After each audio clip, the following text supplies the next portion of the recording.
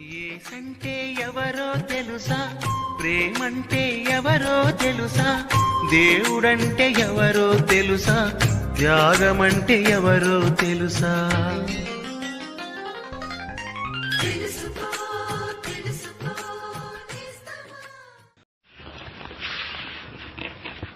ప్రభువైన యేసుక్రీస్తు అతి శ్రేష్టమైన నామమున మీకు వందనములు. ప్రభువు తన పరిచర్య చేయుచున్న దినములయందు తన భోజనమును గూర్చి ఈ రీతిగా అన్నాడు. నన్ను పంపిన వాని చిత్తము నెరవేర్చుటయు ఆయన పని తుదముట్టించుటయు నాకు ఆహారమయ్యున్నది.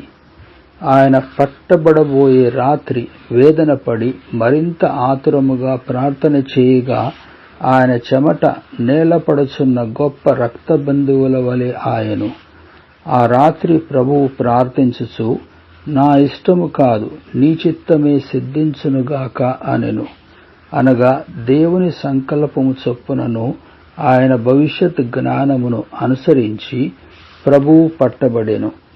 ఆయన అనీతిమంతుల చేత పట్టబడి సిలువ వేయబడెను. దేవుని ఈ సంకల్పము పాపి అయిన మానవునికి పాపక్షమాపణ మరియు రక్షణ నిమిత్తమును అయ్యుండెను. ఈ సంకల్పమును పూర్తి చేయు నిమిత్తము ప్రభువైన యేసుక్రీస్తు శరీరధారి ఆయను. ఆయన అన్ని విధములుగా పరీక్షింపబడినప్పటికీ పాపము లేని వాడయ్యుండెను. ఒక పాపి మరొక పాపికై ఎట్లు ప్రాయశ్చిత్తము చేయగలడు? చేయలేడు గదా. దేవుని సంకల్ప ప్రకారము పాపము లేనివాడు పాపాత్ములైన మానవాళిపైనున్న శిక్షావిధిని తానే మోసికొనెను. అందుకనే ప్రతి మనుష్యుని కొరకు ప్రాయశ్చిత్తమాయెను.